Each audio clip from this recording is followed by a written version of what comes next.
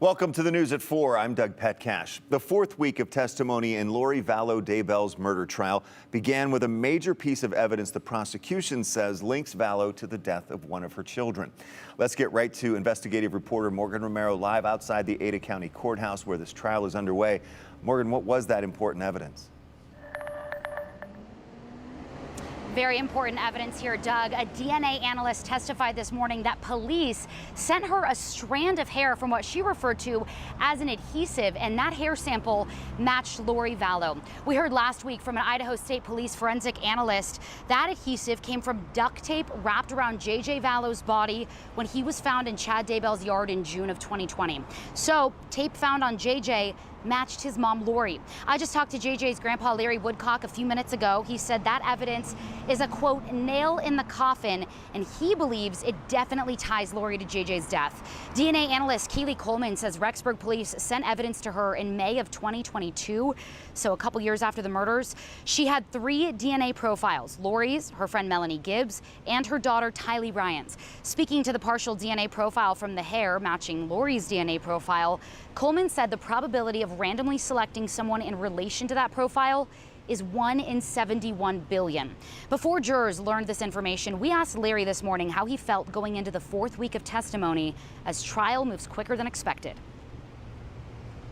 We look forward to this week being a continued wind down of this. The evidence has been substantial, and we just want what's right for the children. And this has never been nothing more but about where are the kids, and justice. After Coleman took the stand, the FBI's case agent over the missing kids case testified. Rick Wright said he met with Ian Pulowski, the new husband of Lori's niece, Melanie, who was very close with Lori. Ian agreed to record conversations he had with his wife, with Lori's brother Alex Cox, and with Chad Daybell. Wright also talked about tracing Alex's device in September and October of 2019. He says it was at Yellowstone National Park on September 8th of 19 with Tylee and Lori when Tylee was last seen.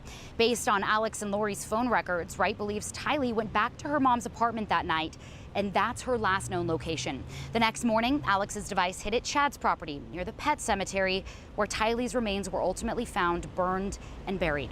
Wright testified just after Alex's phone left Chad's property. Chad texted his then wife Tammy saying he burned tree limbs in the yard, shot a raccoon, and burned it in their pet cemetery. We've seen this text come up multiple times throughout trial. As we learned last week, Wright confirmed Alex's phone went back and forth between his apartment and Lori's apartment the day after JJ was last seen. That was September 22nd, as well as to Chad's property the morning of the 23rd. The device hit near Chad's pond, close to where investigators found JJ's body. Wright also testified to how frequently Alex's device went to gun ranges in Rexburg and Fremont County in September and October of 2019. You heard me talk about earlier this case going a lot quicker than expected. It is possible this trial wraps up quicker than the 8 weeks that we anticipated for it. Coming up in the 4:30 half hour, a Utah medical examiner, the chief Utah medical examiner who did Tammy Daybell's autopsy after her body was exhumed in December 2019, testified. You're going to hear what he had to say and what we learned during his testimony at 4:30. Doug? A lot of important stuff coming out again in trial today. Morgan, thank you for bringing that to us live outside the Ada County Courthouse. We'll see you in a half hour. And for updates throughout the trial, you can visit this story on our website at ktvb.com.